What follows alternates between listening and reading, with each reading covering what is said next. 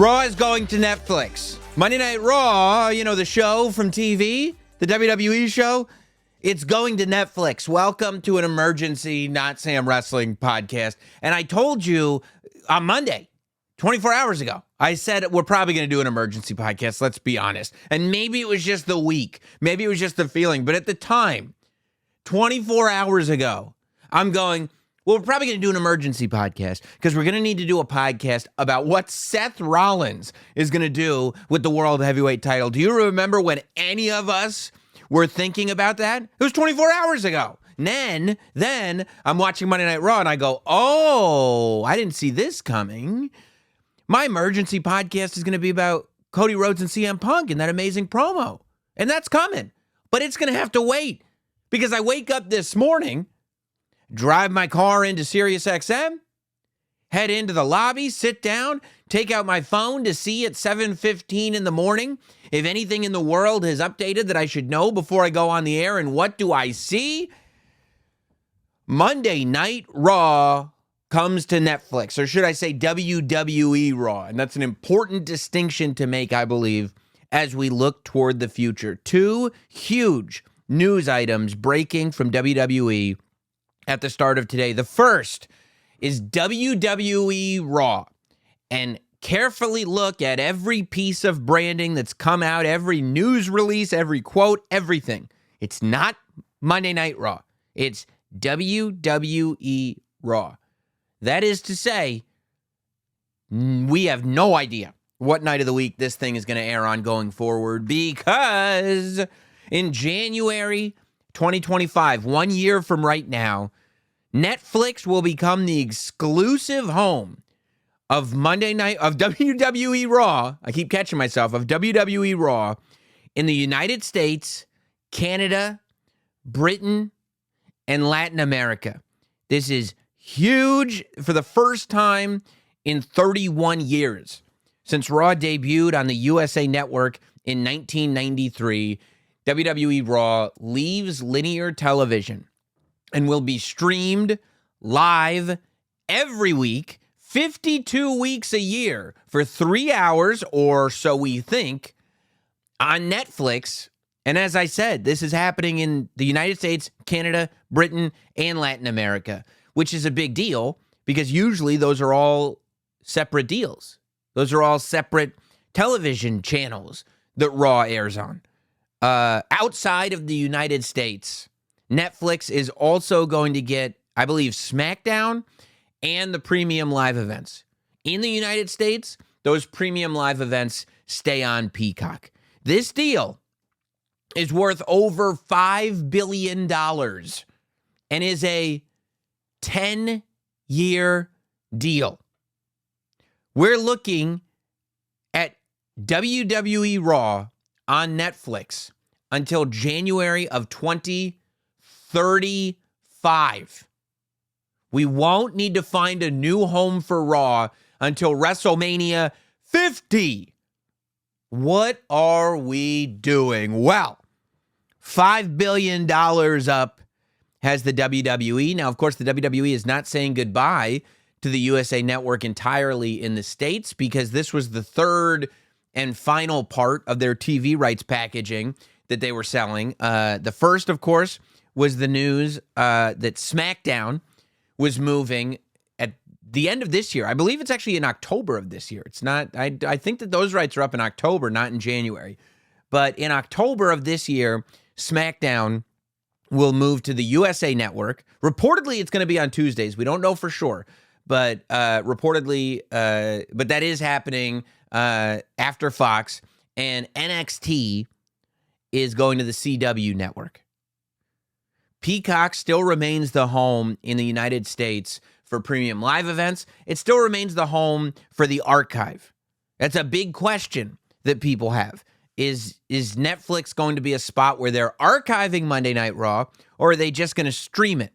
Because if you look at the way this is set up, it feels like outside of the United States, where the WWE Network still exists, that the move is to do what they did in the U.S., but do it with international Netflix. That's what it seems like. That's my wild speculation based on the information that we've been given, that those shows, because SmackDown and Raw and Premium Live events will be on Netflix outside of the U.S., in Canada, Britain, and Latin America, with other countries, they said, planning to be added as they go. Again, all they've said is streaming. I don't know that they've said the libraries will be there. In the United States, the libraries won't be there because the Peacock deal is active until March of 2026. So all of this year into next year, Peacock will still be the home of the WWE network, of all the archived content that the WWE has, which gets really interesting because the Peacock deal has stuff, I don't know, they get Raw like 3-4 weeks after it airs on USA, it shows up on Peacock.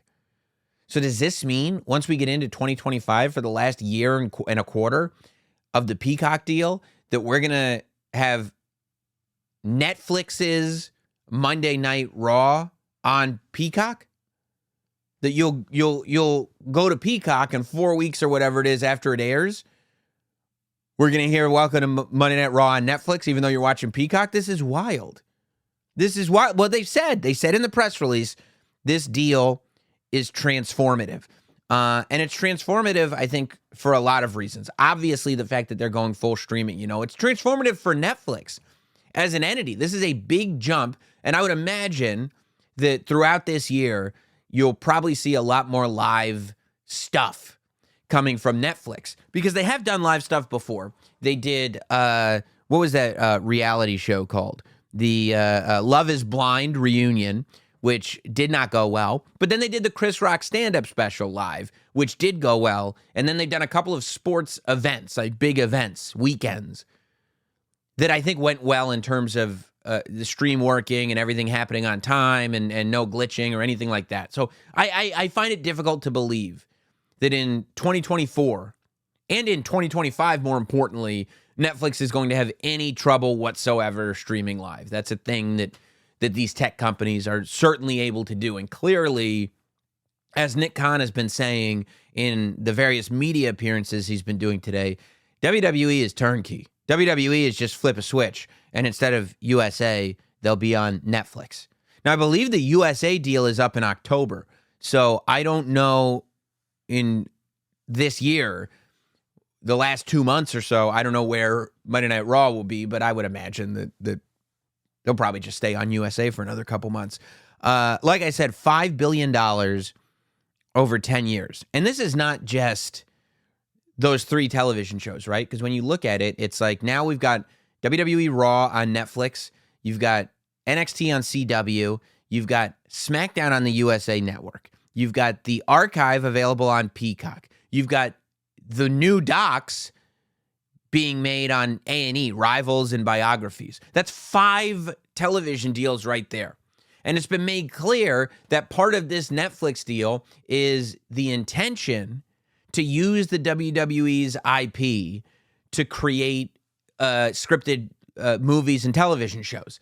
That to be able to finally have this home where it makes sense synergetically to get with some of the best, television and film producers that exist, which is what Netflix has access to, and create these series that are not just documentaries about the people portraying the characters, but to actually take the character and see if you can expand upon it, take it out of a WWE ring and seeing how far you can take this character.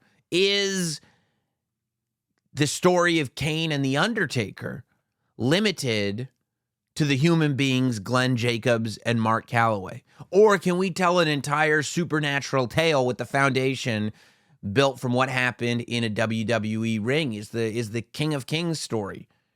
You know what I mean? It's not just the story of Triple H coming from where he was and training with Killer Kowalski and doing kind of what A24 did with the Iron Claw and the Von Erichs. It's not the story of Paul Levesque. Is there a thing where you take this Triple H character, really at any point in his career? It could be the game. It could be when he starts dressing like Conan the Barbarian, and make a full-fledged limited series or movie about this character. I think that is something that the WWE has been looking to do for years now, and they've talked about it very publicly. And I definitely think that that's part of this, is not just the money that they're going to be making from Netflix, but the ability to even further monetize the IP that they've been building and building and building and collecting and collecting and collecting for all these years. People are wondering if there's going to be commercials.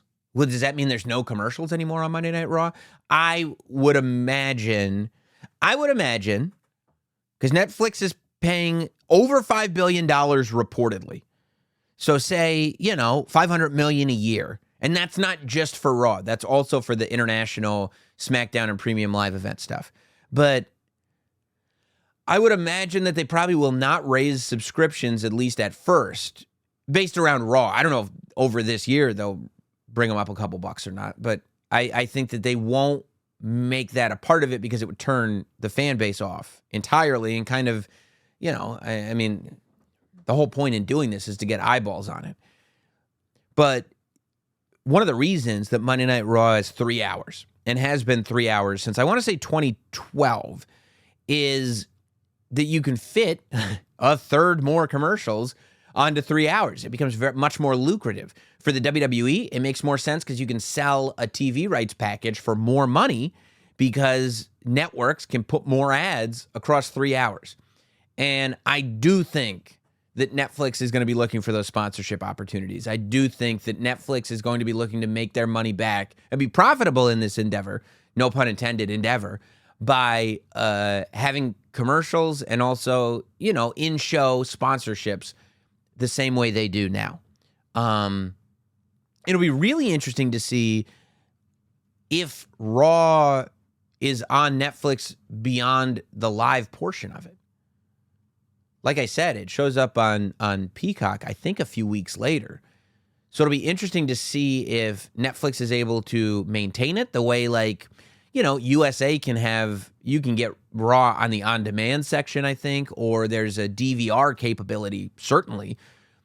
If you can't watch Raw live, are you going to be able to rewind? Are you going to be able to record? Are you going to be able to store it for at least a few weeks before it goes to Peacock? That all remains to be seen right now.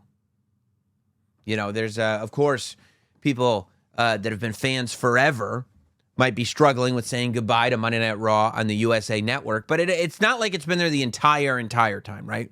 Raw is on the USA Network from 93 to 2000, and that was the tough goodbye. For me, the first goodbye is always the toughest, right? When they say we're not going to be on USA anymore, because before Monday Night Raw, that time slot was a USA time slot. USA was always synonymous with WWE. You had All-American Wrestling on Sunday, and then you had Primetime Wrestling on Monday night. And Primetime Wrestling starts as this studio show. Then it evolves into a studio show with a live audience. Then it evolves into a Talking Heads desk show that throws to matches, all stuff that was taped in Stamford. Then in 1993, January, it evolves into Monday Night Raw live from the Manhattan Center. So even though 93 to 2000 is technically that first 7 years of Monday Night Raw, before that, it was Primetime Wrestling on USA in the same time slot. But then in 2000, it goes over to TNN, I think. I don't think it was Spike TV yet, but I don't know. It would eventually become Spike TV, but I think it was either the Nashville Network or the National Network, but it was TNN. And they did 5 years on TNN before coming back to the USA Network in 2005, and that's where they've been ever since. And like I said, SmackDown will still be on the USA Network. It's just remarkable to me, the idea that, and I think it's really smart, that the WWE is able to, and this is what it takes to run a business. They're not romanticizing what's going on. They're looking at the business of entertainment. And the WWE has always been about moving things forward. You watch the 30 for 30 on the XFL. And I know the XFL is not the WWE, but it's Vince run. The original season of the XFL looked at as a financial failure. But when you look at the technology that was used, when you look at the way the game was presented, you see that in the NFL to this day. that the XFL was way ahead of the curve. When you look at in the late 80s, in 1989, when you look at what the pay-per-views look like the WWE was putting on, technologically, you can see that they're way ahead of their competition and they're moving towards what we're going to know as professional wrestling. But the way they've built up sports entertainment to be this global entity, and they've done it by being able to be on top of all this technology, of being there for VHS distribution early, being there and transferring over to DVD and making a mint on DVD distribution when DVDs were hot. And then when DVDs stopped being hot, not going, hey, this is what we do. We sell DVDs. They go, nope, streaming is the future. So let's focus all our energy on creating this WWE network. Let's put a flag on our building that says $9.99. And let's roll the dice. Let's take the risk of putting the pay-per-views up there and foregoing that immediate income for the long-term goal. And I think you see it again and again and again and again, and we see it now with WWE just looking forward and saying, well, Peacock is running playoff NFL games.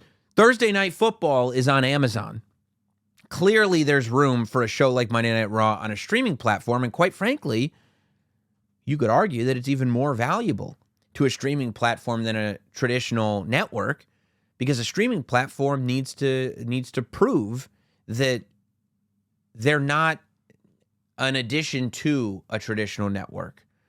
They are as important as a traditional network. And that's what Netflix does, in a sense, I think, in the eyes of a lot of people who watch Monday Night Raw every week. With a move like this, at the same time, Netflix is the biggest streaming company in the world. So at the same turn, the fact that Netflix wants to do this level of business with the WWE just makes WWE look like $1 million. And I think that, and actually $5 billion is what it makes the WWE look like. And that's evident in the fact that the stock was up over 20% immediately today with these announcements that were made, primarily this Netflix announcement. And it's really interesting. Nobody saw it coming. People talked about Netflix as a reach possibility. But realistically, what did we hear? Warner Brothers, we heard USA, and we heard Amazon. And then boom. And I mean, the graphic came up on my Twitter account, and I had to look and go like, this is probably like a fake thing. I'm not going to get got again, like when I thought the WWE was being sold when it wasn't. I'm not going to get got again. I was like, that's a gold check mark next to that WWE account. This is real. And I go, is this just a deal where Monday Night Raw is going to be on a network and then stream on Netflix? No, Netflix is the home of Monday Night Raw. So whatever, I'm sure we're going to keep talking about it. The podcast that comes out after the Royal Rumble, leave comments, do the whole thing, and we'll talk more about it, because while we're here, I also want to talk about the second announcement that was made today, which is Dwayne "The Rock" Johnson joins the board of TKO. Of course, TKO, the company Endeavor started that encompasses both the WWE and the UFC. The Rock is a member of the board. This is insane. You talk about a shakeup. You talk about something that's transformative. The idea that this former wrestler is now that high level of a position. The board is who the CEO answers to. When the CEO has to make decisions, see, a publicly traded company can't just have a CEO in charge. They need a group there, a board that is making sure that that CEO is acting in the best interest of the shareholders. The Rock is now on this board of what I believe is 13 people for TKO. And that's not just because he's a big celebrity or something like that. That's because of the strides that this guy has made in the business world. Obviously, he understands sports entertainment better than almost anybody. It's hard to imagine, it's hard to argue somebody that understands sports entertainment from every level more than The Rock, in the sense that he's witnessed it through generations. He's not just stuck in the generation that he performed in, but also has been the nucleus of it, or such a big icon of it, thus representing it everywhere that he goes, while going into the traditional entertainment industry, while going into different businesses, while being an owner, while being he's seen the way Hollywood and sports entertainment can interact because that's what he does. And so now he sits here. I mean, this is a guy who still runs what is now the UFL after the XFL and the other football league merged. And I mean, Terramana, do some Googling on Terramana, The Rock's tequila company. It is massively successful in business. So when you lay it out there, it makes all the sense in the world.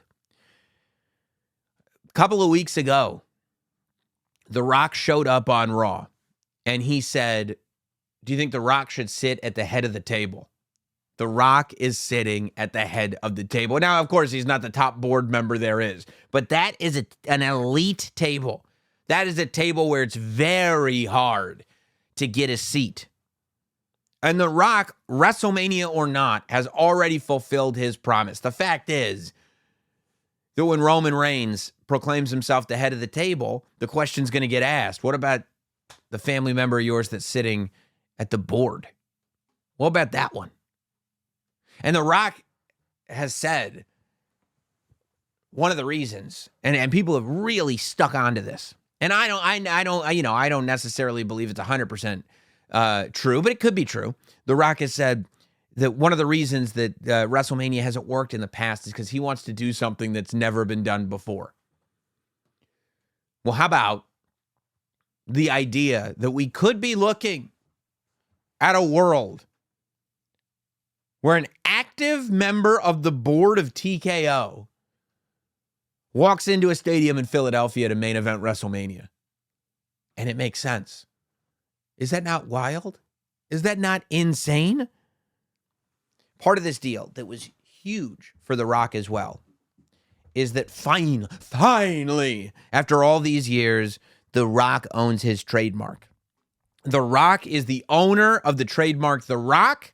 Now, WWE will, of course, be able to continue to use it. They've entered into a licensing agreement with The Rock. You know, The Rock, they said, and the SEC filings, this is a publicly traded company. They said he made something like $400,000 and change on just merchandising and licensing through WWE last year through royalties. And that'll continue to happen. Except instead of the WWE owning the trademark, The Rock now owns the trademark for that name. And he licenses it to the WWE, and anybody else that he deems fit to use it is able to license it, not from WWE, but from The Rock itself. That is huge. WWE added that it has also entered into a services and merchandising agreement with Johnson. Under that agreement, Johnson will provide promotional licensing and other services to the company. Johnson also gains ownership of the trademark name The Rock as part of an intellectual assignment agreement. So The Rock goes, look, yeah, you can use my name. Of course, we could do merch together. I'll do appearances for you. We'll do whatever we need to do. I would like to have ownership of my name, please. And what a move, huh? Dwayne, we'd like to have you join the board. We'd like for you to represent this company at the highest conceivable level. He goes, that sounds great. I would love to do that. It's going to come with about $30 million in stock, and I'd like ownership over my name, please. Thank you. There you go. You're worth it. The Rock is worth it. And he was out on CNBC today with Ari Emanuel, breaking all this down already and explaining, why this is such a big deal. Vince McMahon was quoted in the press release. Vince McMahon, executive chairman of the TKO board, I guess he's the head of the table, said very few people on the planet understand the convergence of sports, entertainment, media, and business like Rock. I love that he still calls him Rock. Not Dwayne, Rock. We're proud to have him join the TKO board to help take our company to new heights. How about that, huh? The Rock is able to make a name for himself outside of the WWE. So much so that the company that owns the WWE now has both him and Vince on the board of directors. If that is not one of the most amazing stories, I don't know what is. So look, does this make it more or less likely that The Rock's at WrestleMania? I don't think it makes it more or less likely. I think whatever road we were on, we're still on. That said, The Rock is more closely associated with WWE today than he has been in many, many, many years. The Rock has a job with TKO. And a board of directors job is not a job that he's going to report to an office every day, that he's not. But the fact of the matter is that when they pull together a meeting of the board of directors, he's on it. The fact of the matter is that if it truly is in the best interest of the company for The Rock to go out there and perform a little bit, well, guess what? They got his phone number now. You're part of the board, dude. You're not going to act in the best interest of the company? Get out there on Netflix and raise that eyebrow. How about that? Because it was revolutionary, you know, it was a huge deal. And this is what this era, this is what business, this is what WWE is all about. How do we elevate? How do we get to the next level? How do we get to the next level? And it's like, okay, a huge next level step for WWE was getting SmackDown on Fox. The fact that Fox aired SmackDown on its network television station, one of the big networks, the one that it's got the NFL, it's got SmackDown. The fact that they aired that show for whatever it has been 4 years, that was a huge step forward for the WWE. And The Rock was on the very first episode to let everybody know what a big deal it was. So how do you keep moving up? How do you keep going, proving to the world that you're a next level company? And I think the answer is do something revolutionary, like go over to the biggest name in streaming there is. People just call documentaries Netflix docs. You see that Netflix doc on Max? You see that Netflix doc on Peacock? What? Well, I mean, I guess that's not Netflix. They just say it, that Netflix doc. Anything that's like a popular documentary. You see that Netflix doc? Anything that's a good series. It used to be the HBO series. You see that Netflix series? I think it's on Tubi. What? I mean, comedy. And how amazing is it that now that he's on the board, it's more likely than ever that not only will The Rock show up years ago when WWE started on Fox, but I would put money on the fact that The Rock is going to be on the first episode of Raw on Netflix a year or so from now. Unbelievable. I saw some people online thinking that, you know, this would limit the eyes that are on WWE, but I wholeheartedly disagree. Like I said, Netflix is the biggest streamer in the game. And every single day you hear more and more people are cutting the cord. Not only that, but this is a global platform. This is the first time that in US, Canada, Britain, and Latin America, Raw can be aired live on the same platform. And as the WWE continues to expand globally, and clearly this is big for them, right? We look at the fact that after in February, we're in Australia for Elimination Chamber. After WrestleMania, we're in France for Backlash. This summer, we're in Berlin. And who knows where else we'll be internationally. Toronto for Money in the Bank.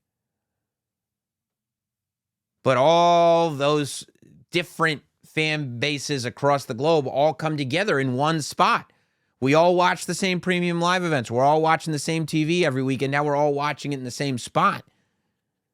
Because Netflix has that same global vision for what it's doing. Man, it's an unbelievable time. It really, I can't wait to see where it goes next. I mean, we keep saying I can't wait to see where it goes next. But who would have thought? I almost feel like I should just keep talking because I feel like the longer I talk, I better check my phone, the more new news is going to start breaking. But I think we did it. I think we got it. Yeah. Okay. We got it for now. Presumably, we'll be back tomorrow to get back into the storyline world of Cody Rhodes and CM Punk. But for now, man, is the wrestling business insane? And by the way, this is such a good thing because you know what this does? This leaves even more networks open to the fact that, hey, if WWE Raw is worth $5 billion to Netflix, we need to start getting these properties. I think it's pretty good news. As long as AEW can put on a show that people want to watch, I think it's pretty good news stepping forward for AEW renegotiating with Warner Brothers or wherever they go. I don't know. It's going to be an interesting time, man. I appreciate all you guys. Thanks for hanging out for the emergency pod. Talk to you soon.